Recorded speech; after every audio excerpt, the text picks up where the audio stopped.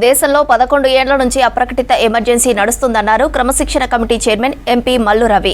అప్రకటిత ఎమర్జెన్సీని పారద్రోలి రాహుల్ గాంధీని ప్రధాని చేయడానికి అందరూ కంకణం కట్టుకోవాలని ఖర్గే సూచించారని చెప్పారు.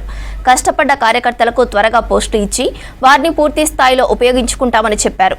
గ్రామ స్థాయి నుంచి రాష్ట్ర స్థాయి కార్యకర్తలకు ఖర్గే దిశానిర్దేశం చేశారని తెలిపారు. ప్రతి కార్యకర్త రాజ్యాంగం పరిరక్షణ కోసం పని చేయాలన్నారు.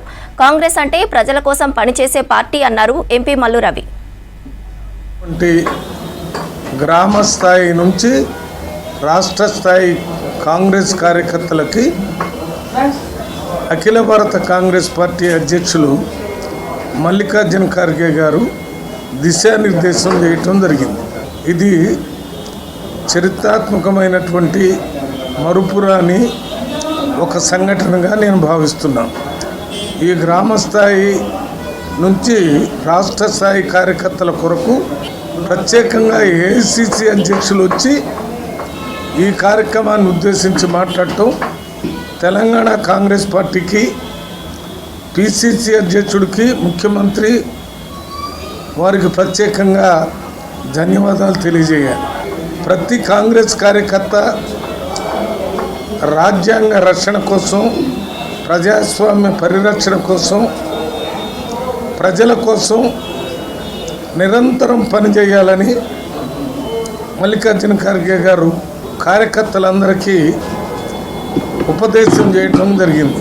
కాంగ్రెస్ పార్టీ ఎప్పుడు కూడా తన స్వార్థం కోసం కాకుండా సమిష్టి లాభం కోసం, ప్రజలందరి కోసం పనిచేసేటటువంటి పార్టీ అనే విషయాన్ని మరొకసారి గుర్తు చేసి, ఎప్పుడో 50 సంవత్సరాల కిందట పెట్టినటువంటి ఎమర్జెన్సీని గురించి ఎక్కువసార్లు మోడీ గారు, బీజేపీ వాళ్ళు మాట్లాడుతున్నారు. కానీ ఆ ఎమర్జెన్సీ రాజ్యాంగంలో ఉన్న వెసులుబాటుతో పెట్టడం జరిగింది. కానీ ఇప్పుడు గత 11 సంవత్సరాల నుంచి భారతదేశంలో అప్రకటిత ఎమర్జెన్సీ నడుస్తుంది.